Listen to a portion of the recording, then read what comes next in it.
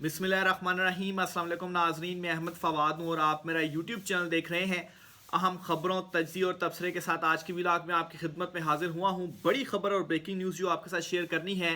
इमरान खान साहब की ज़मानतें बहाल हो चुकी हैं। अदालत की जानिब से बड़ा ये फैसला सामने आया है। इमरान खान की इंतखाबात से पहले रिहाई, कुछ अहम तरीन और एक्सक्लूसिव डिटेल्स आपके साथ मैंने शेयर करनी है। दूसरे नंबर पर नाज़रीन DGISI नदीम अंजुम, इनकी जानिब से बड़ी एक अहम जो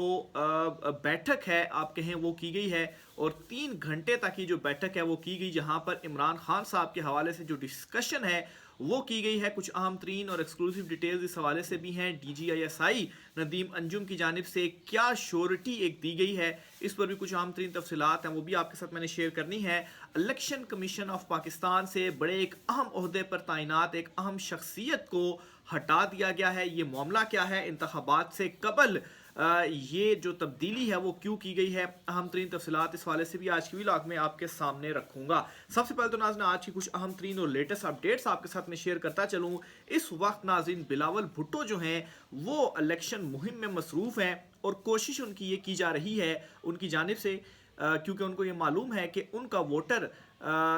या सपोर्टर जो है वो उनके साथ नहीं खड़ा हुआ और इस वक्त वो जो कोशिश कर रहे हैं अवामी नफ्सियात को, अवामी सेंटीमेंट को समझते हुए, और वो मुसलसल जो तनकीद इस वक्त नून लीग के ऊपर कर रहे हैं इस वजह से, और ये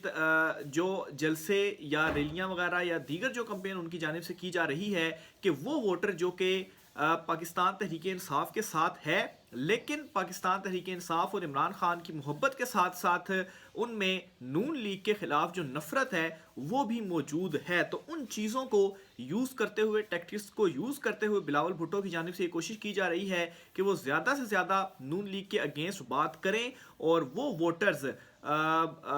जो दिलों में नफरत रखते हैं नून लीग के हवाले से या उनकी क़यादत के हवाले से और बदज़न हो चुके हैं, उनको अपनी तरफ मोड़ा जाए। क्योंकि पाकिस्तान तहरीक इंसाफ इमरान खान को जिस तरह से बल्ले का निशान लेकर इलेक्शन से आउट किया गया, बहरहाल आज़ाद उम्मीदवार अभी भी पाकिस्तान तहरीक इंसाफ के जो मैदान में है, जीत वही रहे हैं, लेकिन बहुत सारे जो वोटर्स हैं वो इस सोच की वजह से भी शायद वोट कास्ट करने ही ना जाएं, या अगर पाकिस्तान तहरीक इंसाफ के हवाले से वो ये सोच रहे हैं कि उनको आउट कर दिया गया है तो दूसरी किस जमात की तरफ हमें जाना चाहिए और वो नून लीग की तरफ नहीं जा रहे, तो वो बिलावल भुट्टो कोशिश है जी कि वो उनकी तरफ आए। मुख्तलिफ जलसों में ये क्या कह रहे हैं जी, नवाज शरीफ हुकूमत में आए तो पाकिस्तान तहरीक इंसाफ से बदला लेंगे। बेचारे PTI वाले समझते हैं कि मुश्किल दिन चले गए, नवाज शरीफ चौथी बार आए तो इंतकाम लेंगे, इसका अंदाज़ा नहीं। जज, जेलर, इदारे वालों तक किसी को नहीं बख्शेंगे। चेयरमैन पीपल्स पार्टी ने चिन्योट में ये जो खिताब है वो किया है, यानी कि पाकिस्तान तहरीक इंसाफ जो कि ज़ेर अताब है। अब इस तरह की जो बातें हैं वो बिलावल भुट्टो की जानिब से की जा रही हैं और अब ये बताने की कोशिश की जा रही है कि चलें एटलीस्ट और कुछ नहीं तो अगर आप मुझे वोट करेंगे तो मैं जब इक़्तिदार में आऊँगा तो किसी को भी सियासी इंतकाम का निशाना नहीं बनाऊँगा, और ये जो ज़ेर अताब आई हुई है पाकिस्तान तहरीक इंसाफ, मेरी हुकूमत जब बनेगी तो ये सारी सख्तियाँ इनके ऊपर ख़त्म हो जाएंगी। तो इस तरह की जो टैक्टिक्स हैं वो बिलावल भुट्टो की जानिब से इस्तेमाल की जा रही हैं और अपने जलसों में मुसलसल नून लीग के हवाले से जो तनकीद है वो बिलावल भुट्टो की जानिब से की जा रही है। दूसरी तरफ नाज़रीन फैसल वावड़ा साहब का एक और बड़ा और तहलका खेज बयान सामने आया है और इस बयान में फैसल वावड़ा ने यह कहा है जी कि पाकिस्तान तहरीक इंसाफ वोटर पंजाब में पीपल्स पार्टी नून लीग को वोट नहीं देगा। तो ये वही जो जिस तरीके से बिलावल भुट्टो की जानिब से जो टैक्टिक्स अपनाई जा रही है, यही बात की जा रही है फैसल वावड़ा की जानिब से कि जो नून लीग का या पाकिस्तान तहरीक इंसाफ का अगर कुछ वोटर जो है वो नहीं भी निकलता कि PTI को आउट कर दिया गया है, खाली आज़ाद उम्मीदवार हैं, उनके हवाले से भी कहा जा रहा है कि जी बाद में मंडियाँ लगेंगी या पीपल्स पार्टी उनको अपने साथ मिला लेगी, तो इससे बेहतर है कि हम किसी और को वोट दें, तो उनको घेरने की जो है वो ये कोशिश है। तो इस चीज़ का जो इंकशाफ है वो फैसल वावड़ा की जानिब से भी किया गया है और साथ ही वो ये भी कहते हैं कि इंतखाबात के बाद कायम हुकूमत 2 साल ही چلے گی۔ اچھا یہ بھی آپ ذہن میں رکھ لیں کہ وہ ووٹرز یا پاکستان تحریک انصاف کے وہ لوگ جو یہ سمجھ رہے ہیں کہ پی ٹی آئی کو آؤٹ کر دیا گیا ہے اور اب نہ جانے کیا ہوگا، آزاد امیدواروں کو ووٹ اگر ہم ڈالیں گے تو آزاد امیدوار بعد میں مکر گئے، عمران خان کے ساتھ کھڑے نہ ہوئے تو تب ہمارا ووٹ ضائع ہو جائے گا، تو ان کے لیے بھی بتاتا چلوں کہ جو حکومت بھی بنے گی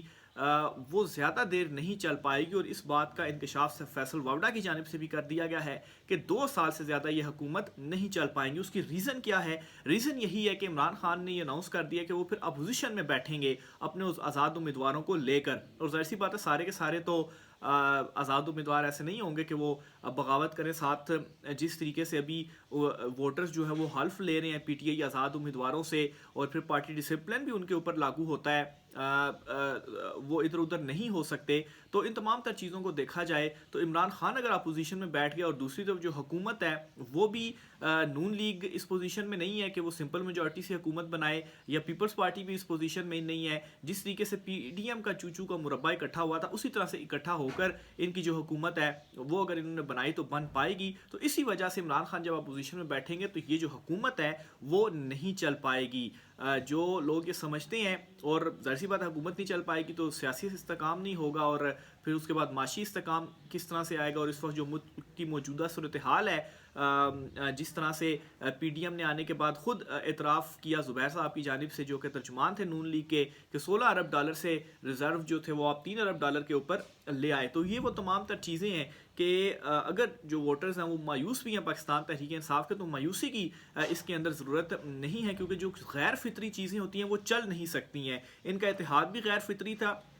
اور اس وقت بھی میں مسلسل یہ آپ سے کہتا تھا کہ یہ غیر فطری اتحاد چلے گا نہیں، اور آپ دیکھیں گے کہ الیکشن کے قریب آتے ہوئے ایک دوسرے کا گلا پکڑیں گے، ایک دوسرے کو گالیاں دیں گے، ایک دوسرے کے اوپر تنقید کریں گے، اور وہی کچھ اس وقت ان دونوں جماعتوں کی جانب سے ایک دوسرے کے حوالے سے کیا جا رہا ہے۔ اور اب ایک اور پریڈکشن بھی لے لیں، اگر یہ حکومت انہوں نے کسی طریقے سے بنا بھی لی تو وہ زیادہ عرصے تک یہ چلا نہیں پائیں گے، کیونکہ جو مہنگائی کا طوفانی ابھی لے کر آئے ہیں تو ظاہر سی بات ہے عوام کی بھی ایک برداشت ہے، کس حد تک وہ جو چیزیں ہیں ان کو برداشت کریں گے۔ دوسری طرف ناظرین الیکشنز کے اوپر بھی سوالیہ نشان مزید اٹھتے جا رہے ہیں۔ ویسے تو جو پروسیس ہے الیکشنز کا وہ تو چل رہا ہے، بیلٹ پیپرز کی چھپائی بھی الیکشن کمیشن نے کہہ دیا ہوا ہے، پھر 8 تاریخ کو الیکشنز ہیں، 2 ہفتے رہ چکے ہیں، لیکن ساتھ ہی اب آپ دیکھیں کہ حکومت کی جانب سے ایک اقدام اٹھایا گیا ہے پنجاب حکومت کی جانب سے، اور وہ انہوں نے یہ کیا ہے جی کہ دفعہ 144 جو ہے وہ پنجاب بھر میں نافذ کر دی ہے۔ اب گزشتہ 2-3 دنوں سے جو ماحول یا سینیریو بن رہا ہے وہ کیا ہے جی؟ ایک تو الیکشنز کے حوالے سے بار بار نگران وزیر اطلاعات بھی کہتے ہیں جی کہ الیکشنز ہو رہے ہیں، اور ان سے اس وجہ سے وہ کہتے ہیں کہ ان سے بار بار سوال بھی اس چیز کا ہوتا ہے، تو سب سے پہلی اور بڑا ثبوت تو یہی ہے کہ ابھی تک سوال موجود ہیں جی کہ ہوگا الیکشن یا نہیں ہوگا۔ پھر اسی طریقے سے جو کچھ تھریٹ الرٹس جاری کیے جا رہے ہیں اسلام آباد میں اسکول کالجز یونیورسٹیز وغیرہ کو، اور وہ جو ہے وہ بند کی جا رہی ہیں، اور پھر اسی طریقے سے جو اس وقت موسم کی صورتحال ہے، تو یہ وہ ساری تمام تر چیزیں ہیں جو کہ الیکشن سے پہلے ہو رہی ہیں، اور پھر دفعہ 144 پنجاب بھر میں نافذ کرنے کا کیا وجہ ہے؟ ظاہر سی بات ہے سیکیورٹی ریزنز ہی ہیں، اور دفعہ 144 میں ہوتا کیا ہے کہ آپ ڈبل سواری نہیں ہوتی موٹر سائیکل کے اوپر، آپ زیادہ بندے کسی جگہ پر اکٹھے نہیں ہو سکتے، تو ایسی صورتحال جہاں پر جو ہے وہ الیکشن کمپین چلنی ہے، 8 فروری کو الیکشن ہونا ہے، اور اس وقت کمپین کا ٹائم ہے، جلسے ہونے ہیں، تو اس صورتحال میں اگر لوگوں کو اکٹھا نہیں ہونے دیا جائے گا تو کمپین کس طریقے سے چلائی جائے گی؟ حالانکہ دوسری طرف نون لیگ تو اپنے جلسے کر رہی ہے، فلاپ ترین جلسے کر رہی ہے، پابندیاں تو پاکستان تحریک انصاف کے اوپر ہی ہیں، ان کو کمپینز تک نہیں کرنے دی جا رہی، تو بہرحال دوسری طرف یہ جو اقدامات ہیں وہ اٹھائے جا رہے ہیں۔ GGISI جنرل ندیم انجم صاحب کے حوالے سے بھی ایک اہم خبر ہے، وہ بھی آپ کے ساتھ شیئر کرتا چلوں۔ ہوا یوں ہے کہ GGISI کی جانب سے ایک سیشن کوسچن آنسر سیشن جو ہے وہ کیا گیا ہے یونیورسٹی طلباء کے ساتھ۔ اچھا، یونیورسٹی طلباء کے ساتھ یہ سیشن کیا گیا ہے، اور پہلی مرتبہ اس طرح سے ہوا ہے کہ DGISI نے بھی جو اٹریکشن ہے وہ طلباء کے ساتھ کیا، اور بڑے چپتے ہوئے جو سوالات تھے وہ طلباء کی جانب سے کیے گئے۔ ایک تو 3 گھنٹے کے اوپر یہ سیشن محیط رہا، 3 گھنٹے کا یہ سیشن تھا، کوئی 200 کے قریب طلباء اور اساتذہ وغیرہ اس میں شامل تھے، اور اس میں سب سے جو اہم بات جو آپ کے ساتھ میں شیئر کروں اس سیشن کے اندر جو کچھ ہوا کہ جب بھی عمران خان صاحب کا نام لیا جاتا رہا، ان سے متعلق جب بھی کوئی سوال آتا رہا، تو عمران خان کے نام کے اوپر تالیاں بجتی رہیں، نہ صرف تالیاں بلکہ عمران خان کے جو نعرے تھے اس حوالے سے بھی اطلاعات ہیں کہ وہ بھی لگائے جاتے رہے. اور یہ تمام تر جو ساری سچویشن تھی، یہ تمام تر چیزیں کہاں پر ہوئیں؟ DGISI نے ایک سیشن کیا کوسچن آنسر طلباء کے ساتھ. تو اس سے ایک تو ظاہر سی بات ہے مقصد یہ ہوتا ہے اس طرح کے سیشنز کرنے کا کہ طلباء سے بھی گفتگو کی جائے، ان کے جو سینٹیمنٹس ہیں، ان کے جو تھاٹس ہیں، ان کو جانا جائے کہ وہ اس وقت کیا سوچ رہے ہیں. تو جہاں پر پورا ملک، پورا پاکستان، ساری عوام عمران خان کے حوالے سے سوچ رہی ہے، وہاں طلباء نے بھی جو اپنا خاص طور پر تالیاں اور جو نعرے تھے، تو اس سے بھی ایک میسج چلا گیا DGISI صاحب کو بھی کہ اس وقت عمران خان کے حوالے سے کتنی جو محبت ہے وہ عوام کے اور جو طلباء ہیں ان کے دلوں میں موجود ہے. یہاں تک کہ ایک طلباء نے یہ بھی سوال تک DGISI سے پوچھ لیا کہ وہ ایک سوال جو ہے وہ پوچھنا چاہتے ہیں، لیکن ان کو ڈر یہ ہے کہ کہیں کوئی ویگو ڈالا نہ آ جائے. تو جس پر DGISI صاحب نے ان سے یہ کہا طلباء سے کہ آپ اپنا جو سوال ہے وہ کھل کر کریں، یعنی کہ کوئی ویگو ڈالا نہیں آئے گا، کوئی آپ کو تنگ نہیں کرے گا. تو بہرحال یہ انہوں نے کہا تو صحیح، لیکن ایٹ لیسٹ ایک جو تھاٹ تھا وہ ان تک پہنچ گیا کہ اس وقت جو طاقتور ہیں ان کے حوالے سے کتنا جو ایون کے اسٹوڈنٹس ہیں ان میں اویئرنیس ہے، اور وہ بھی اب یہ بات کرنے لگ پڑے ہیں کہ جی ہم عمران خان کا نام لیں یا کوئی سوال کریں تو کوئی ویگو ڈالا تو نہیں آ جائے گا. تو بہرحال DG صاحب نے ان کو پھر کہا کہ آپ ہمارے اپنے لوگ ہیں. پھر اسی طریقے سے بتایا جا رہا ہے جی کہ تھوڑا سا لیٹ آئے اور DGISI اس سیشن میں، اور یہ کہا جی کہ دھند تھی اور دھند کی وجہ سے وہ تھوڑا سا لیٹ ہو گئے. بہرحال 3-3.5 گھنٹے کے اوپر یہ جو سیشن تھا وہ ہوتا رہا. اور ایک اور امپورٹنٹ چیز بلوچ جو احتجاج وغیرہ ہے اس حوالے سے بھی سوال ہوا، اور اس سوال کے جواب میں DGISI صاحب کی جانب سے جو چیزیں شیئر ہو رہی ہیں، انہوں نے یہ کہا کہ بلوچ جلد چلے جائیں گے، قائد اعظم میں بڑی طاقت ہوتی ہے. پھر اسی طرح سے ایک سوال کے جواب میں انہوں نے کہا جی کہ ہم سیاستدانوں کے پاس نہیں جاتے، بلکہ جو سیاستدان ہیں وہ ہمارے پاس آتے ہیں کہ ہماری چیزیں آپ ٹھیک کر دیں. تو یہ بڑا امپورٹنٹ ایک سیشن تھا جو کہ ہوا، اور اس تناظر میں بھی میں اس کو امپورٹنٹ کہتا ہوں کہ ظاہر سی بات ہے DGISI فرسٹ ٹائم اس طرح سے جو سیشن تھے ان کی جانب سے کیا گیا، کیونکہ اس سے پہلے نگران وزیر اعظم کاکڑ یا دیگر جو تھے وہ کرتے رہے، اور طلباء وغیرہ کو کسی کو معلوم نہیں تھا کہ ان کا DGISI سے یہ جو سیشن ہے وہ ہوگا. تو اچانک سے ان کا یہ جو سیشن ہے وہ ہوا، اور مقصد اس طرح کے سیشنز کا یہ ہوتا ہے کہ ظاہر سی بات ہے ایک تو طلباء کے ساتھ آپ اٹریکشن کریں، جان سکیں گے اس وقت ان کی جو سوچ ہے وہ کیا ہے. تو ایک جو میسیج ہے عمران خان صاحب کے حوالے سے بھی، جو تھاٹس ہیں وہ ضرور DGISI صاحب کو بھی اب ایک مزید جو ہے وہ پتہ چل گیا ہوگا کہ کس طرف جو اس وقت عوام ہے وہ سوچ رہی ہے. اس کے علاوہ عمران خان صاحب کے ضمانت پر بھی بڑی خبر آپ کے ساتھ میں شیئر کرتا چلوں. عمران خان صاحب چونکہ کوئی 200 کے قریب ان کے اوپر مقدمات ہیں، تو اسی طریقے سے 9 مئی اور دیگر کے حوالے سے کچھ عمران خان کے اوپر کوئی غالباً 7 کے 9 مقدمات تھے جن میں ان کی ضمانت جو ہے وہ مسترد کی گئی تھی. پھر انہوں نے ہائی کورٹ سے رجوع کیا تھا اور موقف یہ اپنایا تھا جی کہ وہ تو جیل میں ہیں، اور جیل میں ہیں تو وہ عدالت میں کس طرح سے پیش ہوں، یا تو پولیس ان کو عدالت میں پیش کر دے، لیکن سیشن کورٹ نے ان کی ضمانت مسترد کر دی ہے. تو ہائی کورٹ نے پھر یہ واپس بھیجا تھا معاملہ سیشن کورٹ کو کہ بھئی اس معاملے کو نظر انداز نہیں کیا جا سکتا. تو سیشن کورٹ میں یہ مقدمے جو ہے وہ چلے، اور ان ساری مقدموں میں عمران خان صاحب کی جو ضمانت تھی وہ بحال کر دی گئی ہے. اور صرف یہی نہیں بلکہ اس وقت یہ اطلاعات بھی گردش کر رہی ہیں کہ انتخابات سے پہلے عمران خان صاحب کی جو رہائی ہے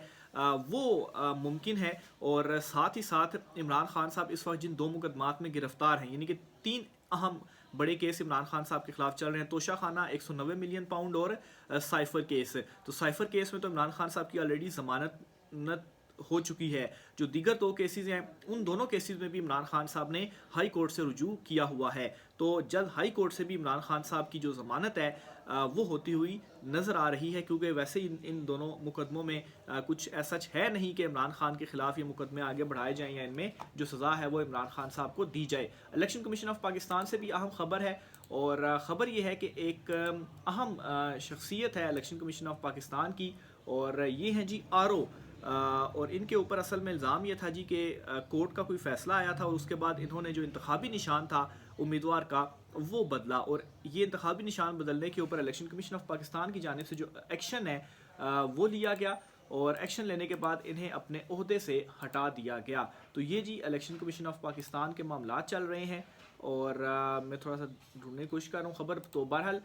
کہ کس ایریا سے تھا. بہرحال یہ RO تھے الیکشن کمیشن آف پاکستان کے. حالانکہ انتخابی نشان تبدیل کرنا کوئی اس میں کیا ایسا مسئلہ تھا. بہرحال الیکشن کمیشن آف پاکستان کی جانب سے ان کو عہدے سے ہٹا دیا گیا اور تحقیقات کی جا رہی ہیں کہ آخر انہوں نے اپنے اختیارات سے